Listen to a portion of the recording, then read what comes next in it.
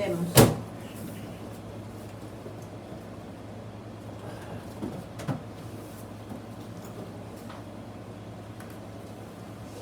En segunda de Timoteo, en el capítulo 4, en los versículos 1 al 4, tenemos unas escrituras que, de acuerdo a las escrituras, es la última carta que escribe el apóstol Pablo a su hijo Timoteo.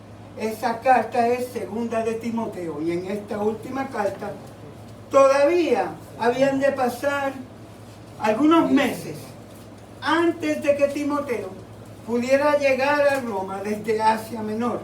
Aún en las circunstancias más favorables, Pablo sabía que su vida estaba insegura y tenía miedo que aquel llegara demasiado tarde para verle.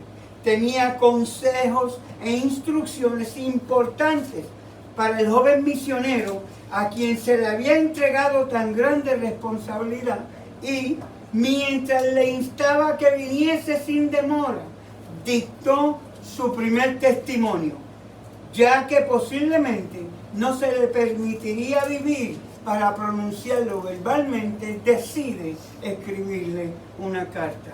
Con el alma henchida de amante solicitud por su hijo en el Evangelio y por la iglesia que estaba bajo su cuidado, Pablo procuró impresionar a Timoteo con la importancia de la fidelidad a su sagrado cometido.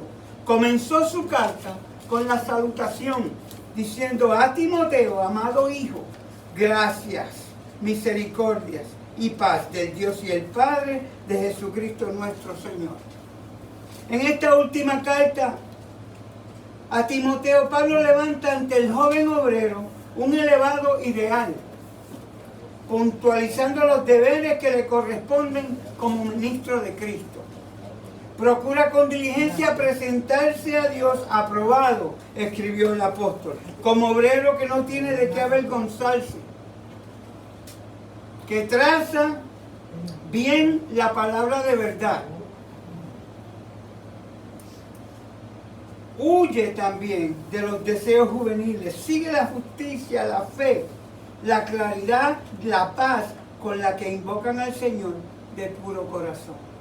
El verdadero ministro de Dios no rehúye los trabajos pesados ni las responsabilidades. De la fuente que nunca falla, para que sinceramente buscan el poder de Dios, el poder divino por medio del Espíritu Santo, saca fuerza que le capacita para afrontar las tentaciones, sobreponerse a ellas y cumplir los deberes que Dios le impone. La naturaleza de la gracia que recibe aumenta su capacidad para conocer a Dios y a su Hijo. Su alma se desvive para realizar un servicio aceptable para su Maestro. A medida que avanza en el camino cristiano, se esfuerza en la gracia que es en Cristo Jesús. Esta gracia le habilita para ser un testigo fiel de las cosas que ha oído. No desprecia ni descuida el conocimiento que ha recibido de Dios, sino que lo entrega a hombres fieles, quienes a su vez lo enseñarán a otros. Esto es lo que Pablo está haciendo en esta segunda carta a su siervo Timoteo, quien lo deja como pastor en la iglesia de Éfesos antes de ser llevado preso en Roma. Ahora, tenemos que entender el trasfondo del tiempo, o sea, qué está sucediendo para que Pablo se sienta de esta manera y lo conlleve a escribir esta carta a su hijo amado. ¿Qué fue lo que sucedió? Es lo que vamos a tratar de introducir por medio de las escrituras del espíritu de profecía que tenemos a la mano. Ahora, ¿qué es lo que sucedió? No podía escapar a la tentación de sus enemigos la obra de Pablo entre las iglesias después de su absolución en Roma. Pablo estuvo preso en Roma, es absuelto, ahora vuelve. Desde los comienzos de la persecución de Nerón, los cristianos eran por doquiera una secta proscrita. Ahora Pablo de nuevo está preso. Pasado algún tiempo, los judíos incrédulos tuvieron la idea de achacar a Pablo el crimen de haberle pegado fuego a la ciudad de Roma, hecho que cometió actualmente Nerón. Ahora, ninguno de ellos lo creía culpable, pero comprendían que esta acusación hecha con la apariencia de la probabilidad acarrearía la condena de Pablo. Entonces, por medio de esos esfuerzos, Pablo fue nuevamente detenido y llevado enseguida a su prisión final, de la cual no habría de salir. En su segundo viaje a Roma le acompañaron varios de sus anteriores colaboradores. Otros deseaban ardientemente compartir la suerte, pero Pablo rehusó permitirles que hicieran peligrar su vida así, de esa manera. La perspectiva para él no era ahora tan favorable como en la ocasión anterior de su primer encarcelamiento. La persecución bajo Nerón había disminuido grandemente el número de los cristianos en Roma. Miles habían sido martirizados por su fe, habían conseguido la muerte por medio de la persecución, por medio de la guillotina, por medio de diferentes formas que fueron martirizados, o sea, palabras, fueron asesinados simplemente por predicar el evangelio. Muchos habían abandonado las ciudades y los que quedaron fuera en gran manera fueron intimidados y deprimidos. Les quitaron las propiedades, los hicieron hebreos, tuvieron que ir huyendo a las montañas, en cuevas. Este es el periodo de tiempo en donde esto está sucediendo. La iglesia está siendo perseguida tanto por los judíos como por Roma, el emperador de Roma, que era Claudio César, quien es Nerón. Entonces, este es el año aproximadamente 66-67 después de Cristo. Los judíos, o mejor dicho, los pocos amigos que quedaban o habían compartido las largas penas del apóstol, comenzaron ahora a abandonarlo. Algunos por apostasía, otros para cumplir misiones en favor de varias iglesias, o sea, otros prosiguieron a llevar y predicar el evangelio por diferentes lugares donde ya las iglesias estaban establecidas. ¿Cuál era el llamado de Dios para ellos en ese tiempo? Pablo, con aquellos que estaban a su lado, en este momento casi todos lo abandonan. Figelio, Hermógenes, fueron los primeros en que la abandonaron. Luego Demas, desanimado por las crecientes nubes de dificultades y peligros, abandonó al apóstol perseguido. Crescente fue enviado por Pablo a las iglesias de Galacia, Tito fue enviado a Dalmacia, Tíquico fue enviado a Éfeso. Escribiendo a Timoteo acerca de su situación, Pablo le dice: Lucas solo está conmigo. Eso lo encuentras en el versículo 11 de este capítulo número 4 de la segunda carta a Timoteo. Nunca el apóstol había necesitado el servicio de sus hermanos como ahora. Al encontrarse debilitado primero por la edad, fatigado, enfermo y confinado a una prisión única que estaba oscura, húmeda, una celda subterránea, que era lo que acostumbraban tener el pueblo, o sea, el ejército romano, que era subterránea, era bajo tierra. Los servicios de Lucas, el amado discípulo, y el fiel amigo eran un gran consuelo para Pablo, y le permitían comunicarse con sus hermanos y con el mundo externo. Por medio de él es que se escribe esta carta. Necesitamos entender que esta es la situación en la que Pablo se encuentra. El acusamiento de Pablo que encontramos ahora, vamos a tratar de relatar el sentir del apóstol en este momento. ¿Y por qué esta carta es tan impresionante, pero tan importante de poderla entender y aplicarla a aquellos que fuimos llamados a llevar el mensaje de esta luz que se nos dio, en donde se encuentran las tinieblas, sin juiciar, sin criticar, sin señalar, simplemente llevar la verdad presente a aquel que está dispuesto a escucharla, recibirla, y que el Espíritu Santo haga el trabajo en el corazón, en la mente de esa persona. Ese es el llamamiento de todo ministro de la Iglesia de Dios. Punto.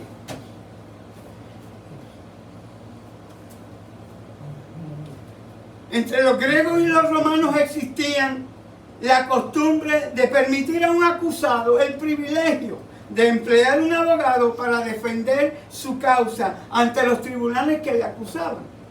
Por la fuerza de los argumentos, por una elocuencia apasionada o por ruegos, súplicas y lágrimas, tal abogado a menudo obtenía una decisión en favor del prisionero. O si no conseguía eso, lograba que se bajara la severidad de la sentencia propuesta de acuerdo al crimen. Acuérdense en que Pablo está acusado de haberle pegado fuego a la ciudad de Roma. Y si ustedes han leído un poco de historia, ese fuego destruyó la ciudad. No es algo bien sencillito de lo que se le está acusando. Es digno de muerte la sentencia de ese cometido.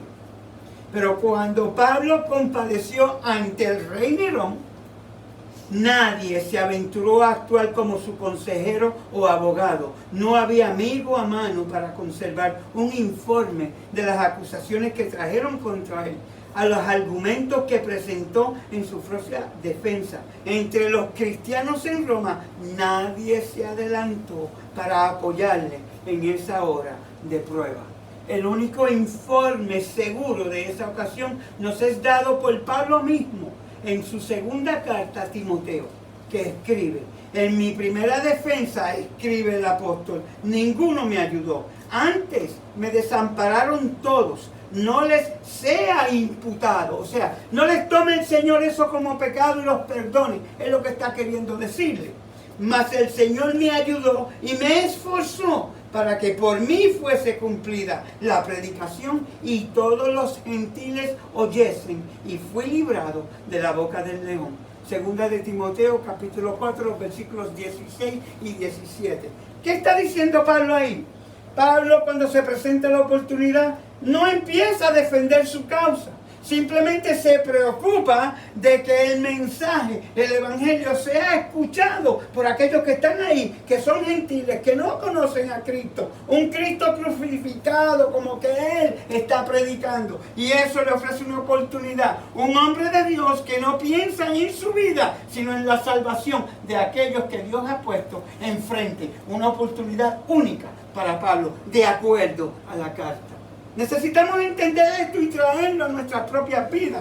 Todo aquello por lo que tú estés pasando, todo aquello lo que tú crees que es una prueba insoportable, que aquello, lo más importante es que eres escogido, llamado por Cristo Jesús para que ilumines esa luz que Él te ha dado a ti, a donde están las tinieblas, en donde quiera que sea, que tú te encuentras, en el trabajo, en donde sea. Necesitamos dar testimonio de que somos hijos de Cristo, no importa cuál sea la situación. Ahora, si tú quieres una situación más grave que esta, yo me gustaría que tú te postrases delante de Cristo y le pidieses perdón, porque eso se llama presunción. Nuestro Señor Jesucristo dio su vida, cargó con todos los pecados del mundo, siendo inocente de todo. Mas sin embargo, no se quejó, simplemente abogó a aquel que lo podía libertar, amén, el Padre Celestial, que fue Él mismo que lo envió y lo sacrificó en nombre nuestro, por nuestros pecados. Amén. Así que aquí Pablo, por el poder del Espíritu Santo, porque ya no era Pablo, ahora era ¿quién? Cristo en Pablo. Pues ya no vivo yo, sino Cristo en mí. Son las palabras del apóstol. Necesitamos entender esto. Por esto está pasando el apóstol de los apóstoles, como lo llaman las Escrituras, Pablo. Tenemos que entender otra cosa. No es fácil. Nerón, considerado como el peor César de todos los Césares, envenenó a su mujer, su esposa, la primera. Envenenó a su madre. Envenenó a su hermanastro, quien era el verdadero heredero al trono, simplemente para él sentarse como rey. Tenía un demonio por dentro que solamente las Escrituras lo pueden describir como lo describe la sierva del Señor. Estas cosas es lo que está pasando delante de Pablo. Cuando este señor hablaba, temblaba todo Roma. Simplemente mandaba a la gente a la muerte solamente por verlos morir. Era un criminal, un demente, un psicópata. Aquí es donde Pablo está haciendo ¿qué? Una defensa a favor suyo, y escoge no defenderse, simplemente proclamar el Evangelio. La gloria sea para el Señor. Ahora, vemos que luego y después la defensa de Pablo, que vimos ya en esta última carta, había de pasar un tiempo todavía, como leímos.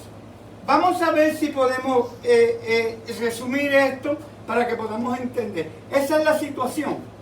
Esta carta fue escrita, como ya les dije, en el año 66 o 67, aproximadamente después del último viaje misionero a Timoteo, que se encuentra en Éfeso, donde Pablo lo había dejado como pastor de la iglesia. Eso lo pueden verificar en Primera de Timoteo, en el capítulo 1, el versículo 3. Pablo lo deja como pastor de la iglesia y va a ese viaje, regresa, ahora es encarcelado.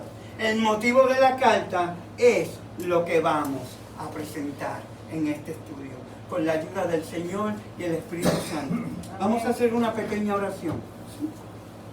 Amantísimo Padre Celestial, Dios Todopoderoso, alabado, glorificado, santificado sea su nombre, Señor. Permita, oh Padre Celestial, que toda mente, todo corazón que escuche este mensaje, ya sea, Señor, aquí presente o por los medios que usted ha proveído, en internet, Facebook, todos estos medios que usted, oh Dios Santo, permita que su Espíritu Santo le toque y pueda recibir la luz que usted nos llamó a dar por medio del Evangelio. A usted y solo a usted sea la gloria, la honra y el honor en el nombre santo de Cristo Jesús. Amén. Amén. Amén.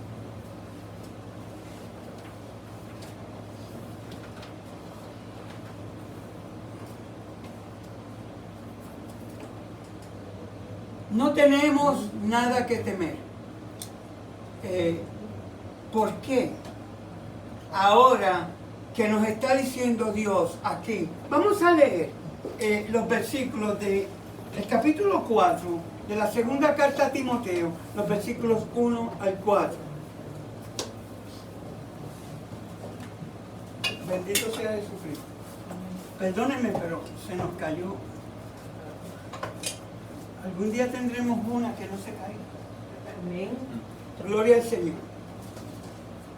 Entonces tenemos un ejemplo bíblico para ver qué es lo que Dios nos está diciendo. Vamos a ver primero qué es lo que Dios nos está diciendo. Vamos a leer el capítulo 4 de 2 de Timoteo, los versículos 1 hasta el 4, que es la lectura bíblica para este estudio. Y acuérdense, esto es un estudio, no es una predicación. Vamos a tratar por todos los medios de explicar la situación en medio de la tormenta por la cual está pasando Pablo, que es el propósito de este estudio. Dice, en presencia de Dios y de Cristo Jesús, que ha de venir en su reino y que juzgará a los vivos y a los muertos, te doy este solemne encargo.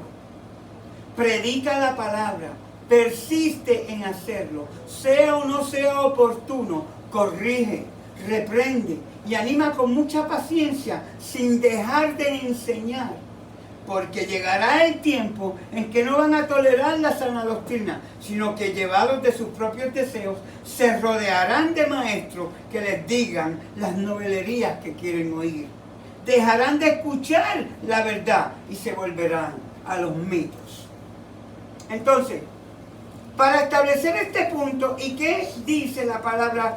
Que ella fue escrita para que fuese como ejemplo para nosotros, lo hemos alcanzado los fines de los siglos en nosotros. Primera de Corintios capítulo 10 y el versículo 11 nos hace una amonestación que tenemos que tener en mente. Dice que todas estas cosas fueron escritas como ejemplo para nosotros, los que hemos alcanzado a vivir el tiempo del fin, el cual empezó hace tiempo ya. Estamos en el fin del tiempo del fin. La segunda venida de Cristo está a la vuelta de la esquina. Yo sé que han escuchado esto muchas veces y siempre han dicho eso, pero eso también puede ser que mañana por la mañana tú no despiertes y para ti se acabó el tiempo de la gracia. Por lo tanto, la segunda venida de Cristo es lo próximo que tú vas a ver en el día del Señor, en la resurrección, porque los muertos en Cristo resucitarán primero, pero luego todos los impíos y todos los que no conocieron a Cristo también van a ser resucitados para recibir la sentencia de su desobediencia. Por lo tanto, o para la una o para la otra, el tiempo de gracia para ti o para mí se acaba si el Señor decida que tú vas a descansar. Por lo tanto, esto puede ser ya mañana. No es necesario que estemos en la espera de que Jesús va a venir. Sí, Jesús va a venir y todas las cosas que están por suceder, proféticamente hablando, el tiempo, las señales, de acuerdo a Mateo 24, nos está diciendo que ya estamos en Él. Amén. Amén. Ahora, eso que dice en este punto de 1 de Corintios 10:11 es para que estemos claros de que el Señor nos está hablando y nos ha dejado como ejemplo las Escrituras, para que nos preparemos. Vamos a ver. Vamos a tratar de establecer 3 puntos sumamente importantes para nosotros, de acuerdo a esta carta, segunda de Timoteo. Punto número 1. ¿Qué tiempo estamos viviendo? Punto número 2. ¿Cuál es el mensaje para este tiempo? Punto número 3. ¿A quién se le encargó este mensaje? El punto número 1 está en Apocalipsis 10, los versículos 5 y 6. Apocalipsis 10, versículo 5 y el versículo 6. Tengo una Biblia que no estoy acostumbrado a usar, es nueva y no se mueve. Así que Apocalipsis, capítulo 10, versículo 5 y versículo 6. El ángel que yo había visto de pie sobre el mar y sobre la tierra levantó al cielo su mano derecha y juró por el que vive por los siglos de los siglos, el que creó el cielo, la tierra, el mar y todo lo que hay en ellos, y dijo: el tiempo ha terminado.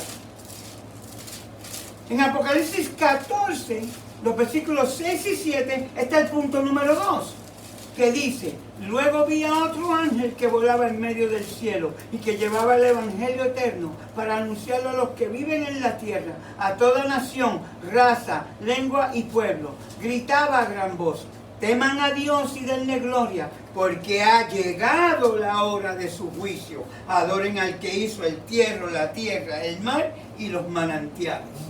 El punto número 3 lo encontramos en el Evangelio según Marcos, en el capítulo 16 y el versículo 15. Marcos 16, versículo 15. Dice la palabra de Dios: les dijo: vayan por todo el mundo y anuncien las nuevas a toda criatura. El que crea y sea bautizado será salvo, pero el que no crea será condenado. Por lo tanto, aquí tenemos los 3 puntos principales que vamos a tratar de mostrar con este estudio, de acuerdo a la segunda carta que Pablo le escribe a Timoteo. ¿Y qué es esta segunda carta en toda su esencia? Vamos a ver. Hay una urgencia en lo que Pablo le encomienda a Timoteo. En el versículo 3 de ese capítulo 4 de segunda de Timoteo. Esa es una profecía que tiene reminencias de aquellas que se encuentran en segunda de Timoteo capítulo 3 y el versículo 1. Segunda de Timoteo capítulo 3 y el versículo 1 dice la palabra de Dios. Vamos a ver, ¿estamos todos ahí? Amén. Dice: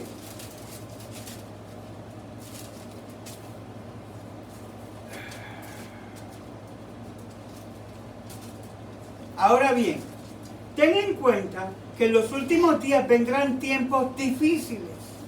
¿Que qué? Que vendrán tiempos difíciles. Esto es lo que Pablo le habla, que hay una urgencia a Timoteo en el versículo 3, y es una profecía que va de acuerdo al paralelismo con aquellas que encontramos en 2 de Timoteo capítulo 3 y el versículo 1 que acabamos de leer. Y en Primera de Timoteo, en el capítulo 4 y el versículo 1, que es el que dice: el Espíritu dice claramente que en los últimos tiempos algunos abandonarán la fe para seguir a inspiraciones engañosas y doctrinas diabólicas. ¿Qué le está diciendo Pablo a Timoteo? Vamos a ver. Pero el Espíritu dice claramente que en los postreros días algunos apostatarán de la fe. Esta entonces es la tercera advertencia que Pablo le da a Timoteo sobre los tiempos difíciles que se acercaban. Noten la progresión de las advertencias. En la primera le dijo que el tiempo vendrá cuando la gente se apartará de la fe. En el segundo proclamación de Pablo a Pedro, o sea, advertencia, le advirtió a Timoteo que tiempos peligrosos se acercaban a la iglesia. En la tercera, ahora le sugiere que el tiempo vendrá cuando aquellos en la iglesia no van a soportar la sana doctrina, pero desearían que les hagan cosquillas a los oídos. O sea, que le hagan cuentos, que los entretengan, que el sábado sea un día donde yo llego a la iglesia y el pastor me dé la historia de lo que pasó durante la semana. Eso es lo que Pablo prácticamente está diciendo que va a suceder en el tiempo del fin. Y acuérdense que Pablo está en el Espíritu. Quien está hablando de aquí es el Señor, y por medio del poder del Espíritu Santo, si lo quieres verificar, 2 de Timoteo capítulo 3, versículo 16, dice que toda la palabra es inspirada por Dios. Por lo tanto, aquí no está hablando Pablo, aquí está hablando Dios por medio de Pablo, que es la gran diferencia que tenemos que entender. Cuando Dios se manifiesta de esta manera, especialmente en el tiempo del fin, y como un siervo de siervos, acuérdense que Pablo, de 27 libros que tiene el Nuevo Testamento, el Señor lo usa para escribir en su propio estilo 14 apóstol de los apóstoles. No es de puro chiste que se le pone ese nombre al siervo del Señor. Pablo estaba en el Espíritu, Pablo había alcanzado la santidad. Eso lo sabemos por todos los estudios que hemos tenido. Hemos probado que este varón de Dios ya no era él, ya no era Saulo de Tarso, ya no era Pablo, ahora era Cristo en Pablo. No se atrevía ni siquiera a admitir que ya él había alcanzado la santidad, cuando nos dice, no he llegado a la meta, pero prosigo al blanco, dice Pablo, hablando de la santidad. Nosotros estamos hablando de un varón de Dios que en las últimas horas de su vida, porque después de esta carta a Pablo le cortan la cabeza en la guillotina en el año 68 por el ministerio, vamos a ponerle, de Nerón, que yo le digo el ministerio de Satanás que él tenía. Le manda a cortar la cabeza a un siervo que él sabía que era inocente. Nosotros tenemos que entender que van a venir periodos de tiempo donde aquellos que le quieran servir al Señor, aún siendo inocentes, aún no siendo merecederos de lo que les están haciendo, van a pasar por unas tribulaciones. Se van a burlar de nosotros, van a mentir. ¿Se acuerdan de Cristo? Cuando le pagaron a unos testigos falsos para que dijeran que él había hablado contra el templo. Y así sucesivamente. Eso es lo que le espera a todo aquel que quiera servirle al Señor. De acuerdo a 2 de Timoteo 3:12. Todo el que quiera vivir piamente en Cristo Jesús padecerá persecución. Eso no absuelve a nadie. Porque ¿sabes por qué? En medio y por medio de la persecución, de la tribulación, de la prueba, es como Dios nos purifica de toda inmundicia y permite que el yo salga para afuera y podamos ser llenos del Espíritu Santo, sin el cual no iremos para el cielo. Es una bendición inmensa sufrir por el nombre de Cristo. Es una bendición única y solo aquellos privilegiados que acepten ese llamado son los que la van a recibir. Amén. Amén. Ahora, ¿qué quieren y qué desean? Que se les cuenten historias. Lo acabamos de leer. Apostatarán de la fe, habrá persecución, vendrán tiempos difíciles, y ahora en la tercera le sugiere que el tiempo vendrá cuando aquellos en la iglesia no soportarán la sana doctrina, pero desearía que se le hagan cosquillas en los ojos. Eso está en la 2 de Timoteo 4, en donde habla el versículo 4. Porque llegará el tiempo en que no van a tolerar la sana doctrina, sino que llevados de sus propios deseos, se rodearán de maestros que les digan las novelerías que quieren escuchar. Dejarán de escuchar la verdad y se volverán a los mitos, a los ritos, a lo que está sucediendo en el tiempo. Por ejemplo, ¿cuál es el hablar hoy en día que es popular mundialmente? Los muertos por el virus. El coronavirus ha tomado el primer lugar en las noticias alrededor del mundo. Ha afectado a toda nación, tribu, lengua y pueblo con relación a las consecuencias que ha traído esta pestilencia. Pero esta pestilencia, al igual que muchas que van a venir, es profecía de Dios. La tenemos que esperar, va a venir. Pero también dice que los hijos de Dios no van a ser tocados por esta pestilencia. Amén. Dios los va a cuidar. Si vamos caminando con Dios. El caminar con Dios no es que va a venir un ángel especial y nos va a proteger de la enfermedad. No, es que el Señor nos ha dado a través de su palabra la reforma pro salud. Amén. Cómo debemos comer, cómo debemos de alimentarnos, qué debemos de hacer para mantenernos en un sistema inmune bien poderoso que nada lo va a poder tocar. Y si cumplimos con estos requisitos que el Señor nos ha dado, tenemos derecho a reclamar la promesa Amén. que Él también ha hecho. Amén. Esos son los que el espíritu de esa pestilencia no puede tocar. Pero si usted no está caminando con Jesús en obediencia, con esas características, o sea, requeridos de Dios, para Él poder cumplir su promesa en usted, usted no puede esperar que la pestilencia no lo toque. Porque los verdaderos hijos de Dios son aquellos que son obedientes. Son aquellos que hacen las cosas que el Padre le ha pedido por medio de su palabra. Este es el mapa que Él nos dio para que podamos cazar por las tribulaciones y las aflicciones que va a venir en este mundo a todo aquel que le sirva a Cristo.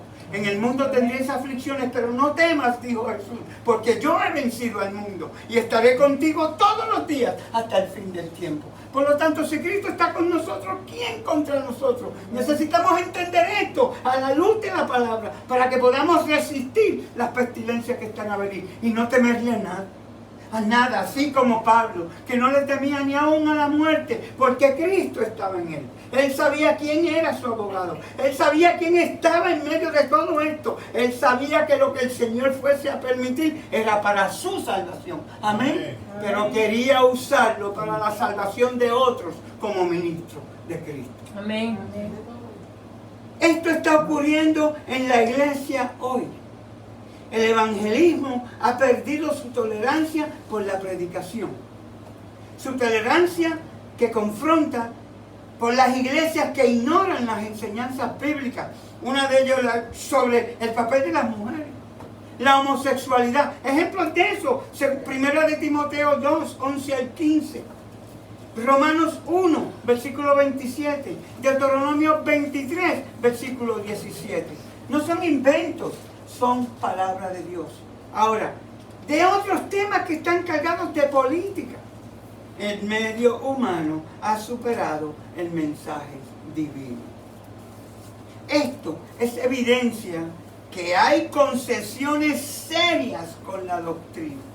Si la iglesia no se arrepiente, estos errores y otros como este se convertirán en una epidemia. ¿Qué está pasando? Vamos a ver. Note que Pablo no está sugiriendo que la manera para alcanzar una sociedad es ablandar el mensaje, suavizar el mensaje, decirle al pueblo lo que el pueblo quiere escuchar. No está haciendo eso. Lo que Pablo está sugiriendo es que al pecado hay que llamarlo por su nombre, donde quiera que él esté. En el momento en que tú lo encuentres como ministro de Dios, tú lo tienes que señalar primero delante de Dios y después delante de los hombres. Porque delante de Dios es como la unción del Espíritu Santo se manifiesta en ese pecador que Dios lo quiere salvar. Y te usa a ti para iluminarlo con esa luz. Porque también le dice que amonestad a tiempo y fuera de tiempo. O sea, no hay un tiempo de descanso para el ministro de Dios. Todo el tiempo se está en el trabajo de evangelizar, de proclamar el mensaje, de llevar la luz en donde están las tinieblas. Porque tenemos poco tiempo para salvar las almas que no conocen el mensaje que tú conoces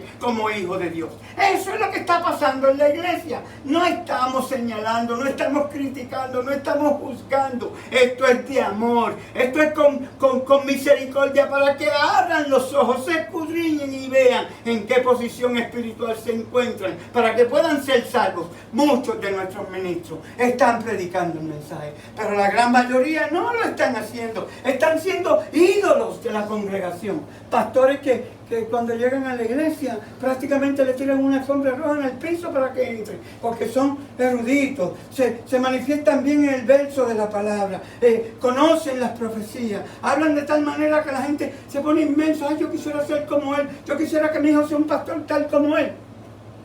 ¿A quién es el único que debemos adorar? Se llama Jesucristo. Amén. Ese hombre que está siendo usado por Dios de acuerdo a la palabra de Dios es el Espíritu en él, no él. Y nos equivocamos muchas veces. No vemos a Cristo, sino al hombre que representa a Cristo. ¿Saben una cosa? Eso mismo es lo que dice el Papa, que Él es el vicario de Cristo. O sea, Él representa a Cristo aquí en la tierra. El Papa es ministro de Dios.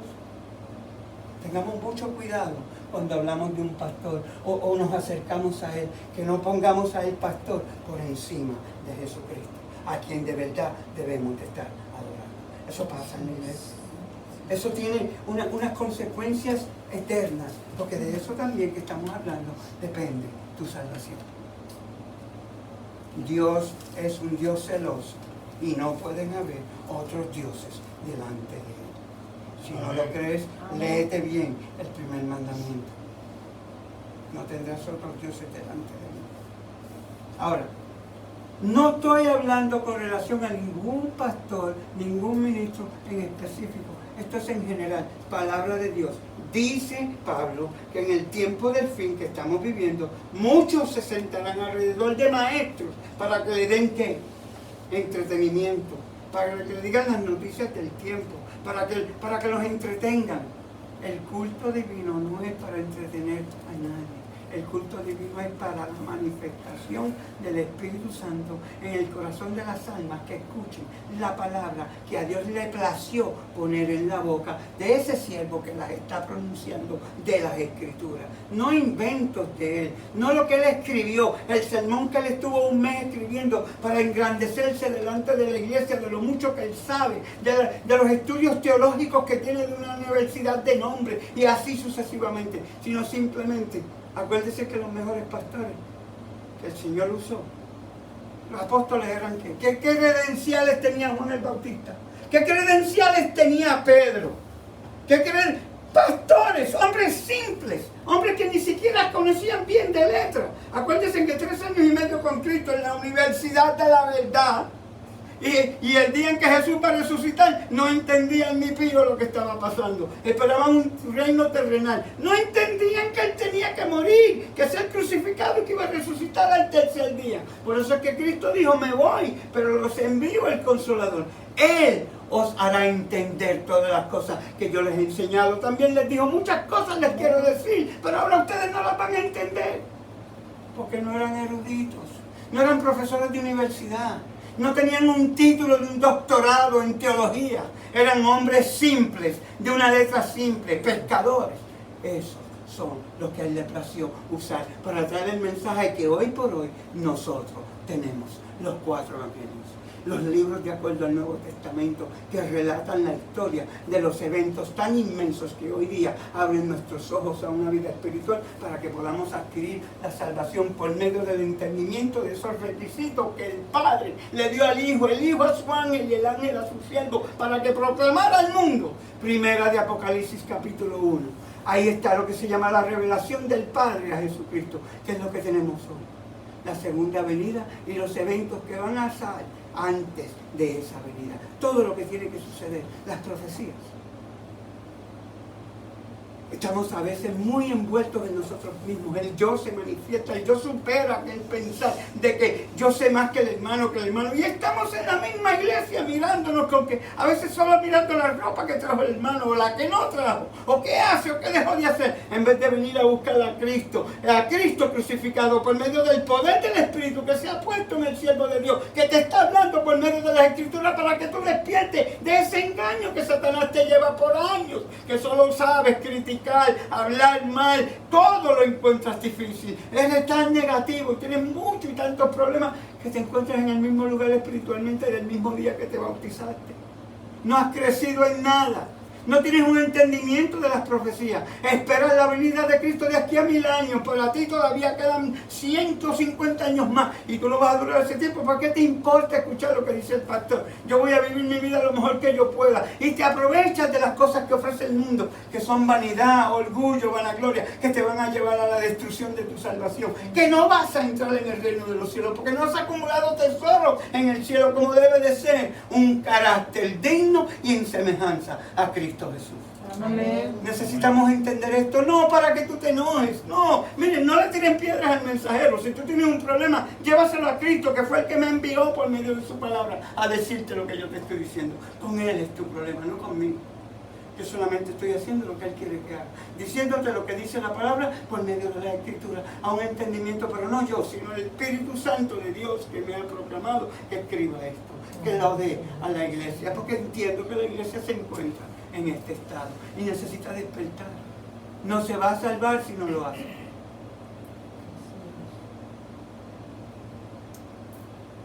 Note que Pablo, como les dije, no está sugiriendo que la manera para alcanzar una sociedad es ablandar el mensaje. Para que las personas se sientan cómodas. Nuestros jóvenes de hoy, que está bien ir a la iglesia y hacer y deshacer, y el pastor de los jóvenes no hace amonestación ninguna. Ay, hermano, hay que dejarlo porque si no se nos van de la iglesia. El que deja ir de la iglesia, ¿sabe quién es? Se llama Satanás. ¿Sabe por qué? Porque el pastor no tomó el tiempo de sentarse con ese joven y ponerlo en el lugar donde él debe estar, que tenga el entendimiento de que lo que él está haciendo es pecado delante de Dios. No regañarlo, no entrarle a palo, no. Con amor, con cariño, con ternura, como cuando tú eras joven y rebelde hicieron contigo. Por eso estás aquí hoy. Hacerlo también con ese joven. Ese joven no se puede ir. Ese joven es precioso para Jesús. Él dio su vida por él. Y tú tienes que cuidar de sus ovejas, así como Jesús le dijo a Pablo: Pablo, cuida mis ovejas. Necesitamos entender, perdónenme, Pedro, es que los dos los tengo. De todas maneras, necesitamos llevar el mensaje. Necesitamos amonestar a tiempo y fuera de tiempo. No podemos bajar las normas de Dios para acomodar a los hombres a que se sientan bien y sigan viniendo. Hermano, si el hermano se quiere ir, después de usted hacer todo lo que usted pudo por él, que le vaya bien. ¿Se acuerdan de Judas? En el último momento de 3 años y medio de estar, dice la sierva del Señor que no hubo nada que Jesús no hizo para salvar a Judas. Todo se hizo, mas sin embargo él escogió servirle a Satanás. Pues el Señor le dijo: Judas, lo que tienes que hacer, vete y hazlo pronto. No lo forzó a que se quedara. No le entró a Pablo y le dijo: no, aquí tú no te vas, porque yo vine y voy a dar mi vida por ti. No, le dio a escoger. Eso es lo que hay que hacer con nuestros jóvenes, pero con amor, con cariño. Ponerle los dos caminos. ¿Cuál tú quieres escoger? Aquí vas a llegar aquí vas a llegar acá. Esa vida, esa salvación es tuya, es gratis, pero tiene unas condiciones con las cuales tú tienes que cumplir. Y no las pongo yo, las pone nuestro Dios que me envió a hablarte a ti. Necesitamos hacer muchas concesiones, pero no con el mensaje. Claramente no había lugar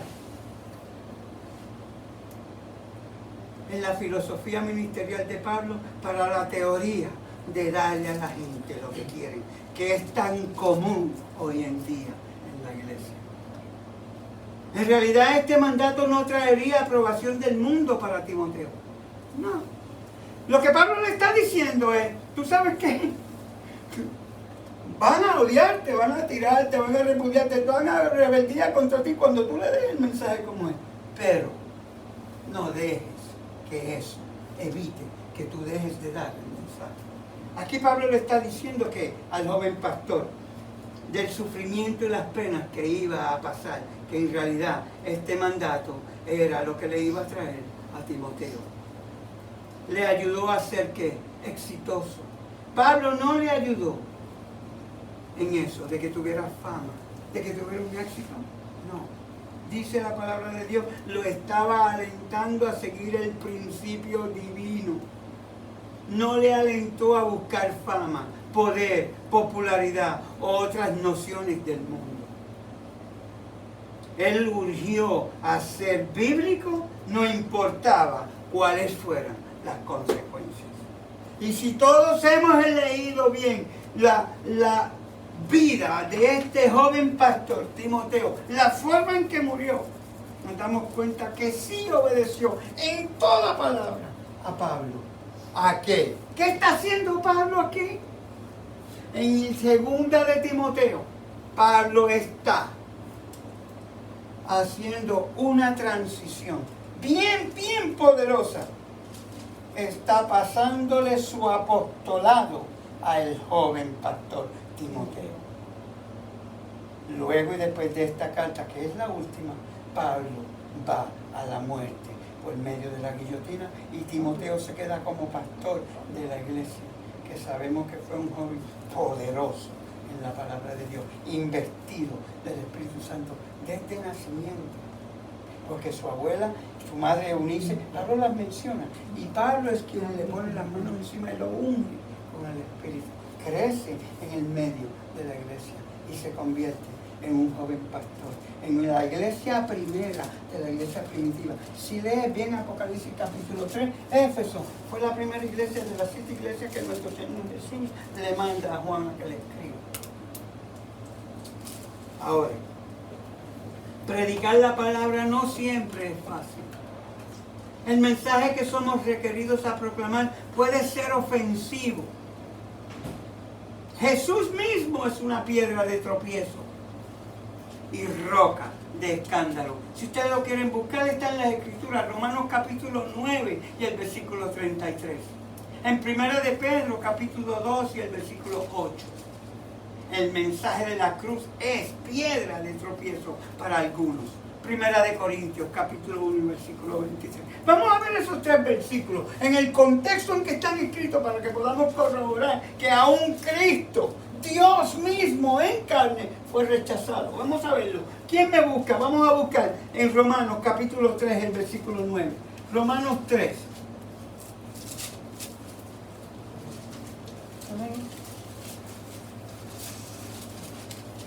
Romanos capítulo 9, versículo 33. Dice la palabra de Dios. Como está escrito: miren que pongo en Sión una piedra de tropiezo y una roca que hace caer, pero el que confíe en él no será defraudado. Amén. Amén. Esta descripción es de nuestro Señor Jesucristo. Gloria sea para Cristo Jesús. Primera de Pedro, capítulo 2, donde estuvimos esta mañana. Primera de Pedro, el capítulo 2, el versículo 8, dice así la palabra de Dios. Y también una piedra de tropiezo y una roca que hace caer, tropiezan al desobedecer la palabra, para lo cual estaban destinados. También podemos buscar en Primera de Corintios, en el capítulo 1, el versículo 23. Primera de Corintios capítulo 1, versículo 23. Dice la palabra de Dios.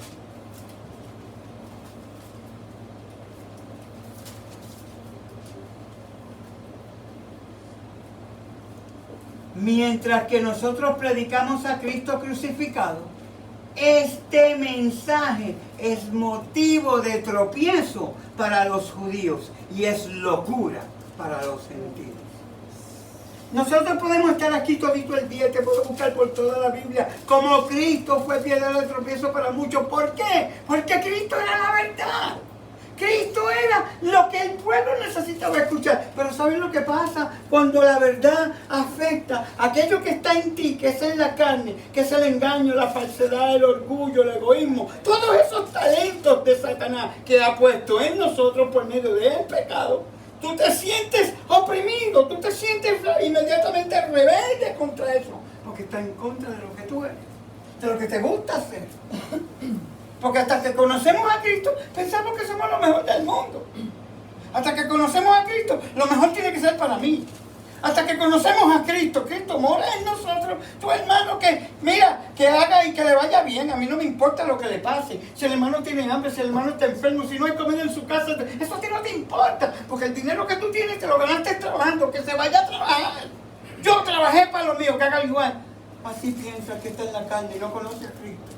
¿Por qué? Porque ese espíritu de egoísta vive en ti, vive en mí cuando nos encontramos en esa situación. Pero a la vez que conocemos a Cristo, ya nada es tuyo. Aquí es donde Cristo se manifestó. ¿Qué tenía Cristo? Que tú me puedas señalar con un escrito está en la Biblia que poseía en este mundo. una sola cosa, dímela. Y yo me levanto de aquí y me voy. No tenía ni dónde poner su cabeza, dice la palabra de Dios. No tenía casa, no tenía... ¿Saben cuál era la casa de Cristo? La que más se sentía mejor. En casa de Lázaro, Marta y María. Dice que ahí ponía su cabeza y descansaba. Mientras él hablaba, María se postraba a sus pies para escuchar. Mientras Marta se ponía a cocinar. Y Lázaro en una esquina mirando uno de sus mejores amigos. Por quien él lloró, a quien él resucitó. Ese es el Cristo que yo conozco. Ese es el Cristo que dice en las Escrituras.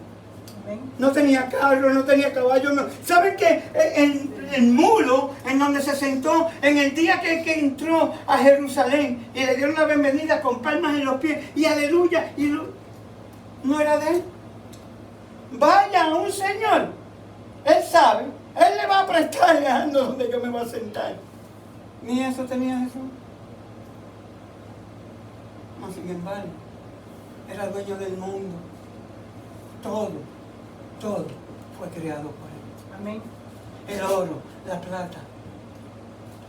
Tú podrás ser pobre, pero si tú estás en Cristo, tu Padre es el dueño del oro y de la plata. Amén. Nada te faltará. Él ha prometido que Él va a proveer. Él ha dicho que si tú estás con Él y si tú caminas el camino de su reino y su justicia, todas las demás cosas serán. ¿Cómo? Él va a suplir todas tus necesidades. Él te va a cuidar en la enfermedad. Él va a permitir que el trabajo que tú tienes sea para beneficio y gloria primero de Él, porque los diezmos y las ofrendas tú los tienes que llevar al alfolí. Dice Malaquías 3:10. Si no le estás robando a Él. Aquí, para la gloria de nuestro Señor Jesucristo, no cogemos diezmos. Aquí no estamos exaltando a nosotros mismos. Yo quise caminar como caminó Pablo. Por medio de mi trabajo suplir las necesidades de este pequeño grupo, de esta iglesia. No orgulloso, la gloria sea para el Señor. El que quiera traer una ofrenda, la aceptamos, porque no somos orgullosos, la vamos a usar para la gloria de Dios. Pero el diezmo y la ofrenda que usted quiera traer, eso depende, aquí no se recoge. Como ustedes ven, no hemos pasado nada. Si usted lo quiere traer, mire, gloria a Dios. Y lo vamos a usar para la gloria de Dios, delante de Dios, en el púlpito de Dios, les digo eso. Nada de eso es mío, pertenece a Él. Ahora, ¿qué quiero decir con todo eso?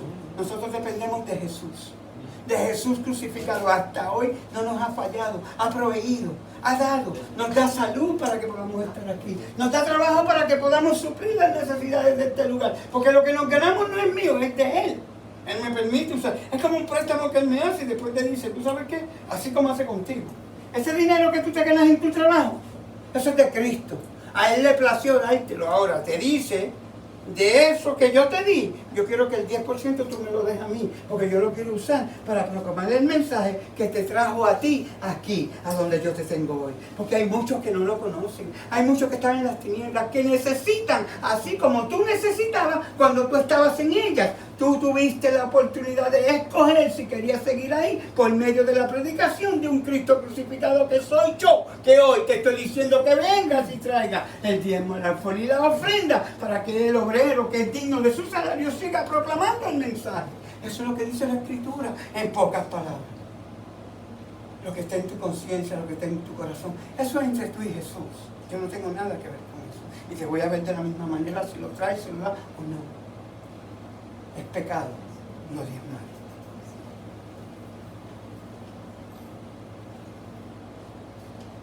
En el libro de Gálatas, en el capítulo 5 y el versículo 11, tenemos también al Señor hablándonos por medio de las Escrituras.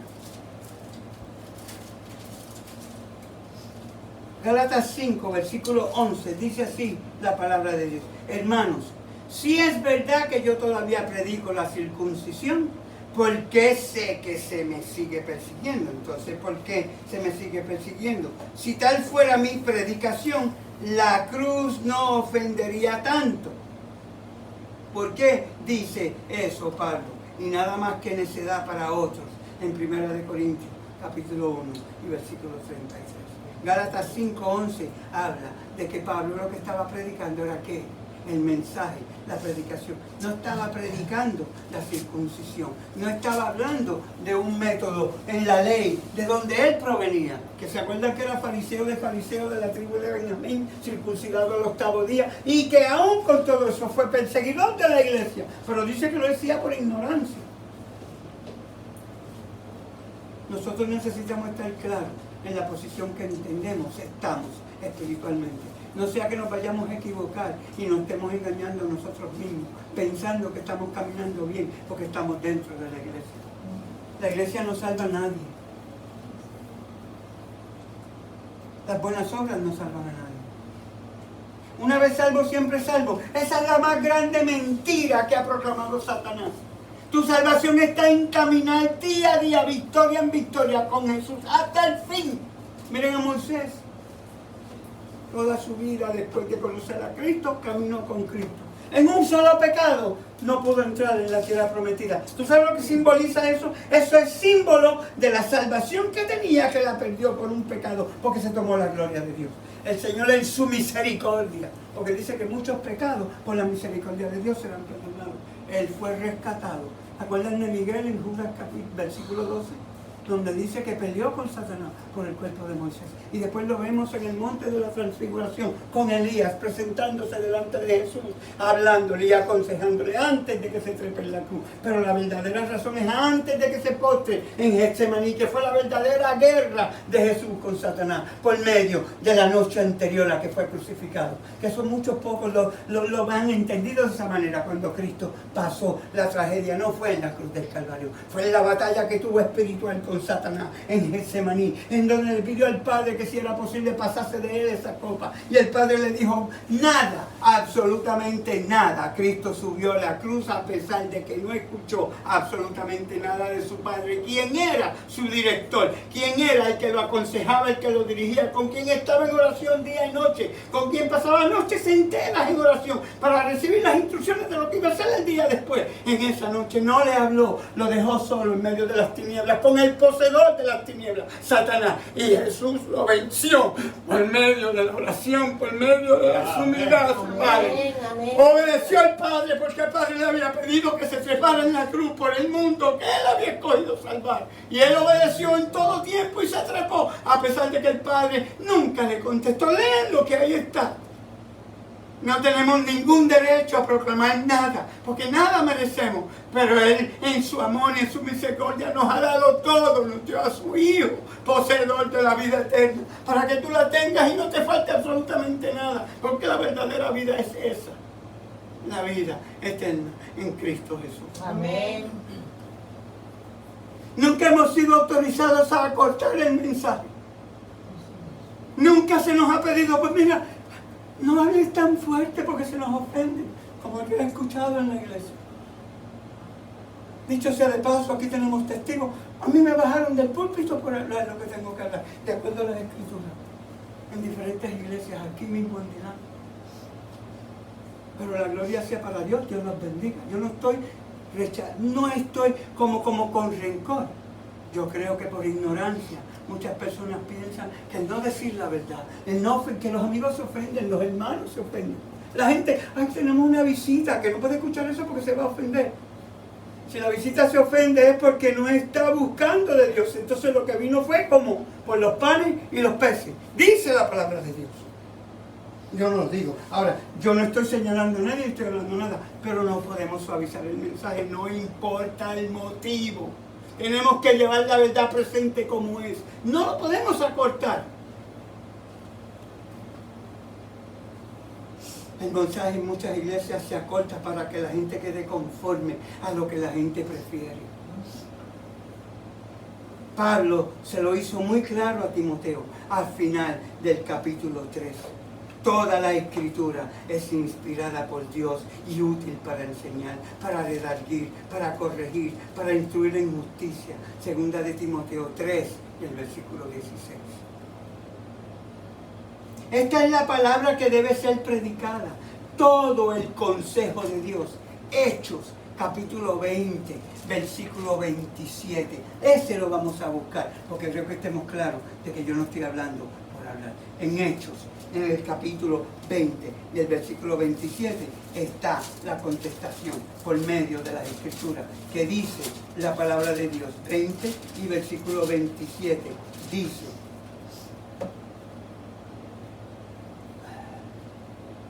porque sin vacilar les he proclamado todo el propósito de Dios.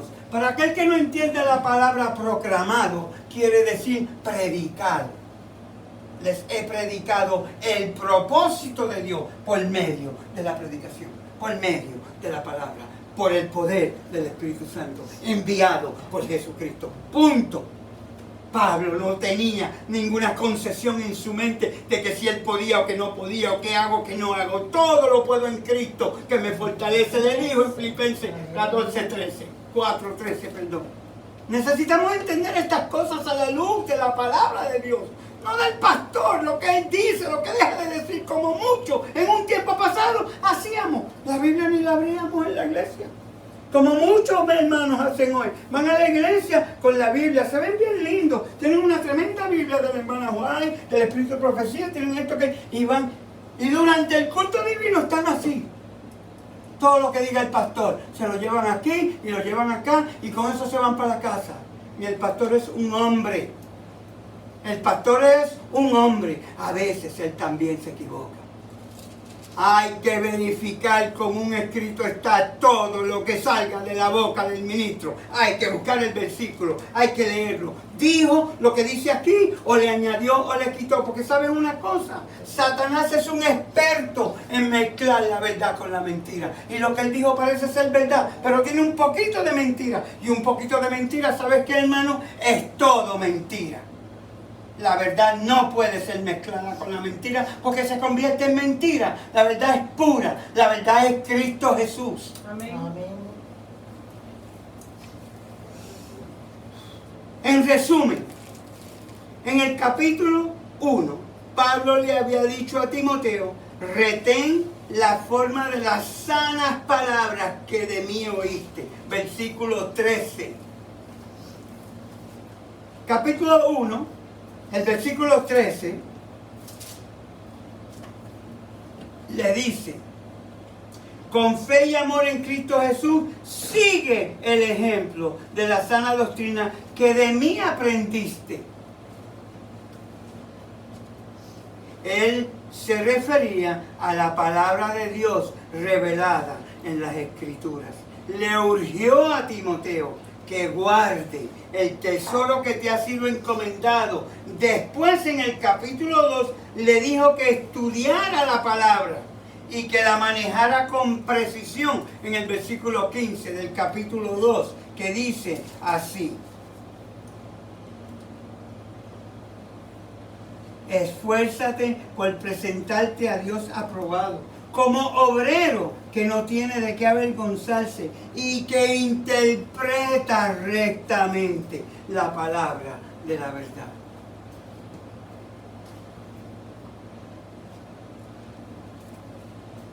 En el versículo 15 le habla estas palabras. Ahora le estaba diciendo que la proclamara. Así que la fiel tarea nuestra gira alrededor de la palabra de Dios, guardándola, estudiándola y proclamándola. En Colosenses 1, el apóstol Pablo describió su propia filosofía del ministerio diciendo: de lo cual fui hecho ministro según la administración de Dios que me fue dada para con vosotros, para que anuncie cumplidamente la palabra de Dios. Colosenses capítulo 1, versículo 25. En Primera de Corintios lo lleva un paso más allá. Así que, hermanos, cuando fui a vosotros para anunciaros el testimonio de Dios, no fui con excelencia de palabras o de sabiduría, pues me propuse no saber entre vosotros cosa alguna, sino a Jesucristo y a este crucificado. Primera de Corintios capítulo 2, versículo 12. En otras palabras, su meta no fue entretener a la gente con su estilo, o divertirlos con su humor, o nuevas ideas, o cosas sofisticadas. No, él simplemente predicó a Cristo y a Cristo crucificado. Amén. No sé si algunos conocen, que les mencioné un poco anteriormente a Pablo. Entre los maestros de la ley, Pablo estaba entre los primeros. Como maestro, ¿verdad? Dentro de la sinagoga se consideraba, era, ¿qué? Fariseo. No sé si saben lo que significa la palabra fariseo. Fariseo era aquellos en el pueblo de Israel que eran los encargados de la ley mosaica, la ley que Dios le da en Éxodo 20, o sea, en el monte Sinaí, se la da a Moisés. Tenía 600 y pico de preceptos y decretos que Dios le da de cómo el pueblo tenía que caminar para agradarle a Dios. En ellos estaban incluidas las formas de casamiento, todo habido por haber. Pablo lo conocía a la perfección. Era primero entre los fariseos. Y dice así, fariseo de fariseo, que dentro de los fariseos de fariseos, era un grupo aparte especial, que eran como doctores en la ley. Estaban ungidos con el poder de Dios y conocían la letra mejor que todos los demás fariseos. Ese era Pablo. Ahora, ¿saben lo que dice? No solamente eso. ¿Sabe quién era la tribu de Benjamín? La tribu de Leví. La tribu de Leví fue llamada por Dios para que representase todos los religiosos delante de Dios. Era el sacerdocio de donde venía Aarón, el hermano de Moisés, de donde venía Moisés. Si ustedes miran en el santuario, en el tabernáculo, la tribu de Leví está representada en todas las tribus, en la bandera amarilla. Todas las demás tribus tenían un color de su bandera, uno solo en cada uno. Dios los dividió en 3 grupos, solo encuentran en el libro de Números. Dios es un Dios de orden y puso las tribus en el orden que Él consideraba debían estar. Pero la tribu de Leví ni le dio herencia, la herencia de ellos era Dios mismo. Todos los sacrificios, ofrendas que traían al santuario eran para la tribu de Leví, ellos dividírsela. No tenían posesión terrenal ninguna, no poseían tierra, todo pertenecía a las demás tribus. Cuando la tierra prometida fue repartida, las demás tribus recibieron un lugar terrenal donde poner su pie, pero la tribu de Leví no. De ellos se les encargó el sacerdocio, como Aarón, que era el sumo sacerdote. Y después de eso, ¿se acuerdan de Nadab y Abiú, que eran hijos de Aarón? ¿Qué les pasó? Cuando entraron un día en el santuario después de una fiesta donde se emborracharon, que dicho sea de paso, en esa fiesta fueron ungidos como sacerdotes. Eso lo pueden encontrar en Deuteronomio 40 al 42. Y después entraron medio borrachos y cogieron a Dios como que era un chiste. Y el fuego que había dentro para prender el incienso que venía de la vela era santo y sagrado, porque había sido encendido milagrosamente por Dios mismo. Pero ellos decidieron traer fuego profano de afuera, un fuego común. ¿Qué voy a usar yo que está dentro? Yo tengo este en las manos y este hay que usar. Y dice que salió fuego del altar que los consumió y fueron muertos. Con Dios no se juega. Este mensaje no se puede degradar porque Dios te va a pedir cuentas por él. Dice que toda rodilla se doblará delante de Jehová. El mensaje que yo te traigo hoy es que despiertes, que puedas ver la importancia de lo que Pablo le está diciendo a Timoteo como ministro de Dios. Es el llamado de la iglesia, el propósito de Dios para llamarla y ponerla en un lugar donde por medio del poder de su espíritu ella es dirigida a iluminar las tinieblas, que es parte esencial del plan de salvación.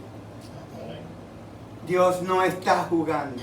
Dios te está diciendo a ti, me está diciendo a mí, mira, yo quiero salvar a todos los pecadores y quiero que tú me ayudes. Te he hecho copartícipe conmigo para este trabajo. Sabes que yo puedo usar a los ángeles. Dicho sea de paso, ellos me han pedido que se los permita y yo les he dicho que no, mas sin embargo te llamé a ti, el ser creado por mí a mi imagen y semejanza, que se cayó. Y que yo estuve dispuesto a levantarte, aunque me costó la vida de mi hijo.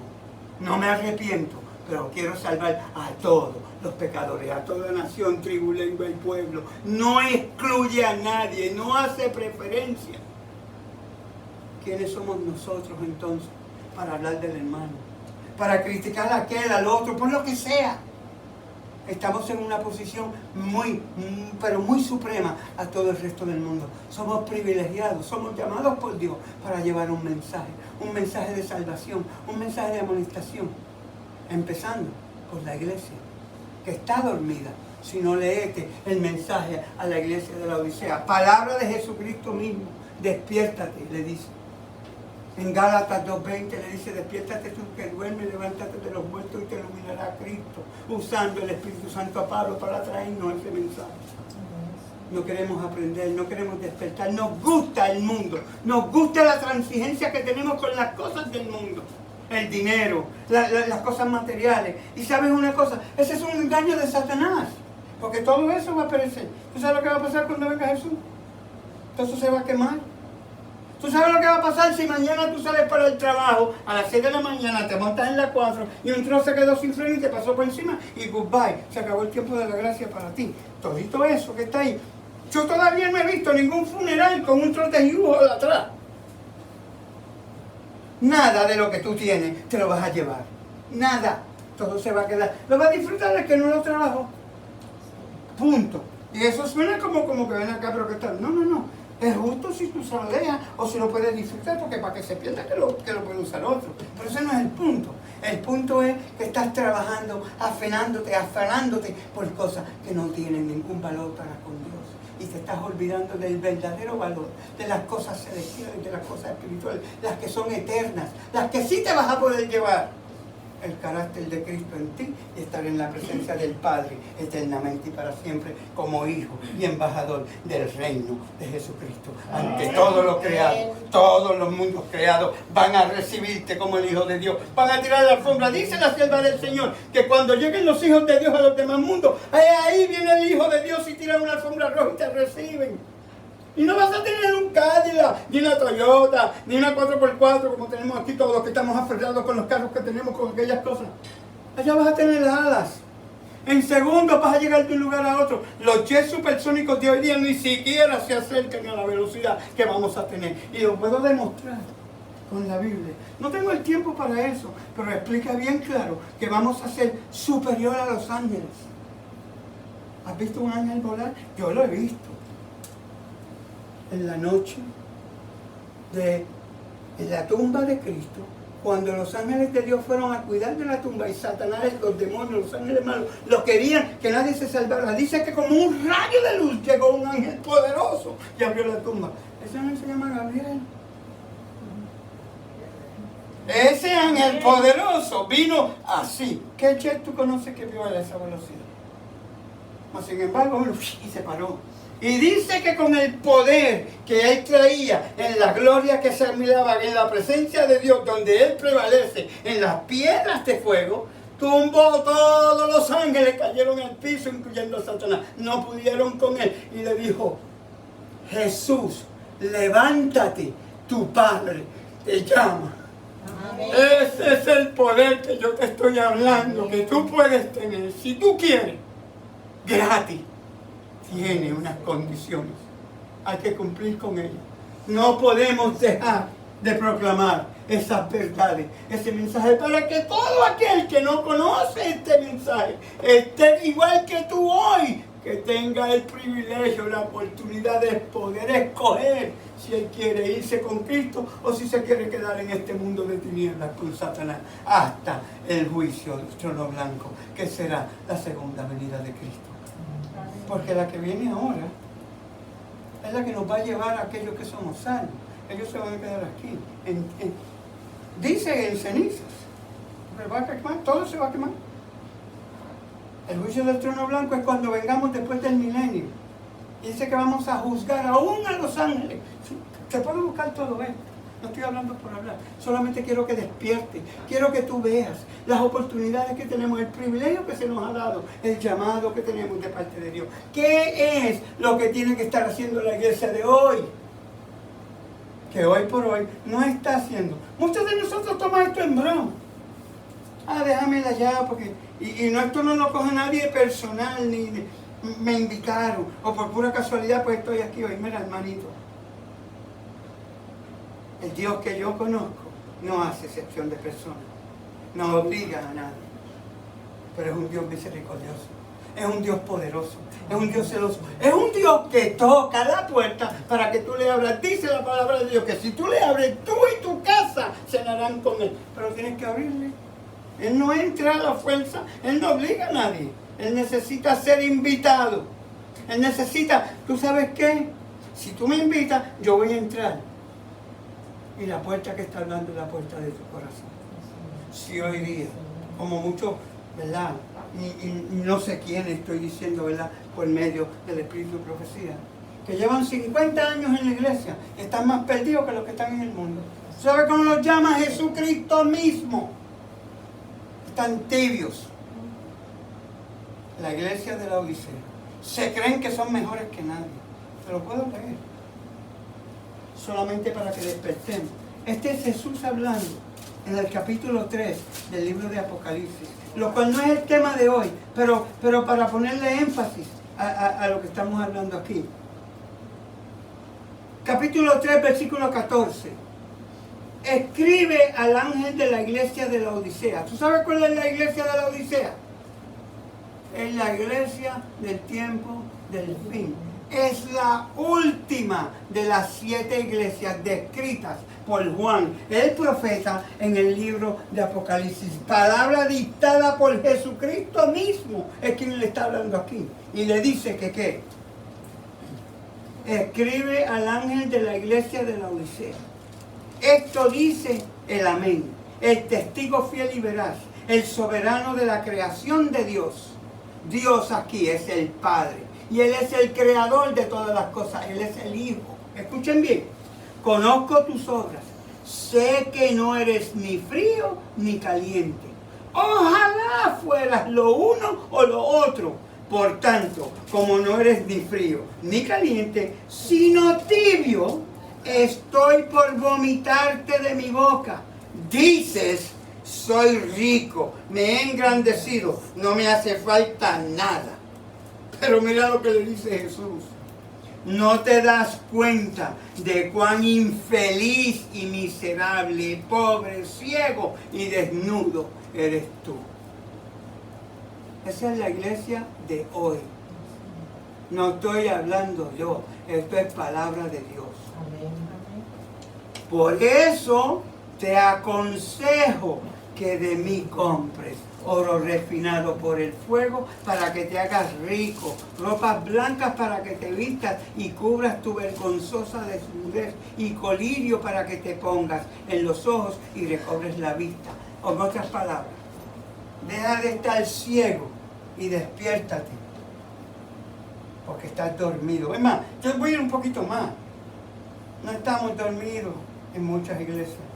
Estamos en coma. Porque muchas iglesias se creen que tienen a Dios cogido por el rabo y que lo que ellas dicen y hacen está bien. Y los miembros de la iglesia van como corderitos y siguen todo lo que dijo el pastor. Una experiencia, con esto voy a terminar. Fuimos una tarde en el sábado a una actividad de jóvenes, de lo cual mi hija era una de ellas.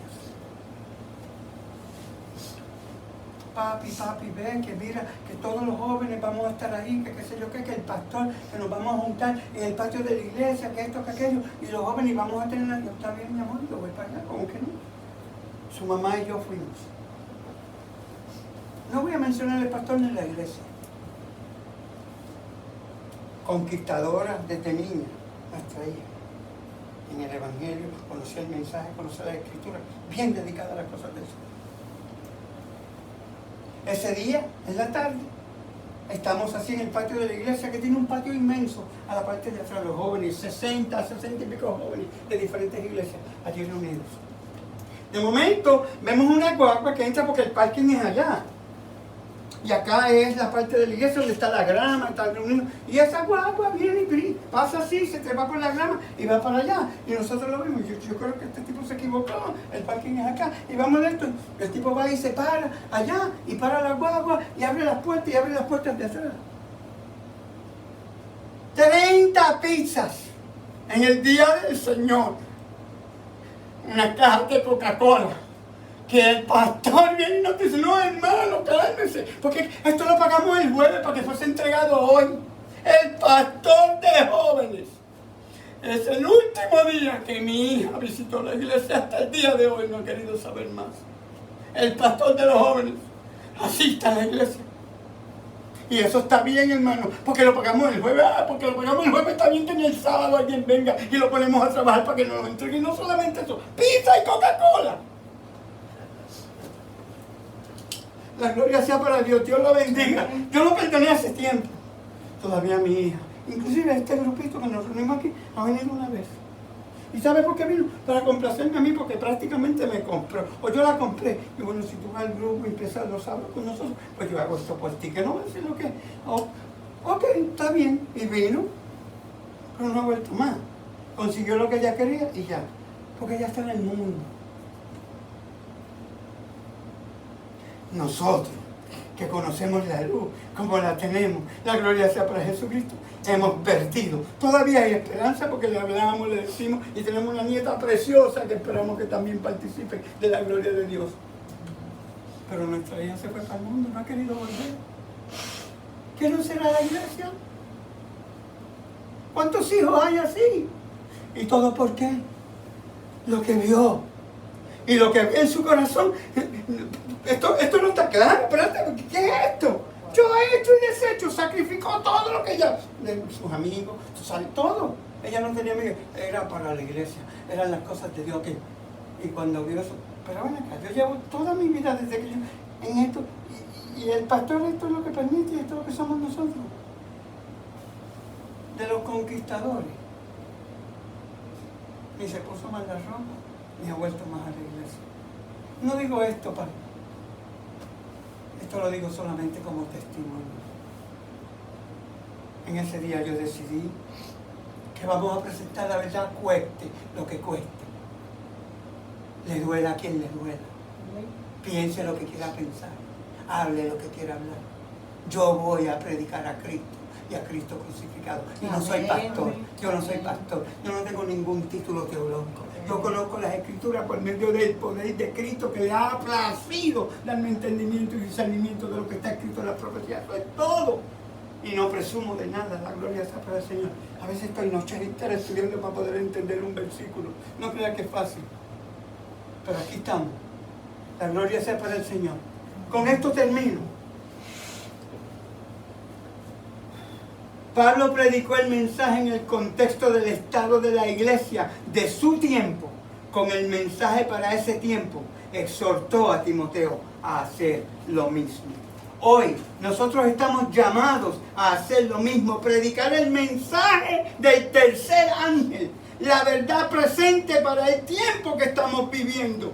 Para cerrar, hoy tenemos el espíritu de profecía hablando para este tiempo que nos dice que el Señor viene pronto.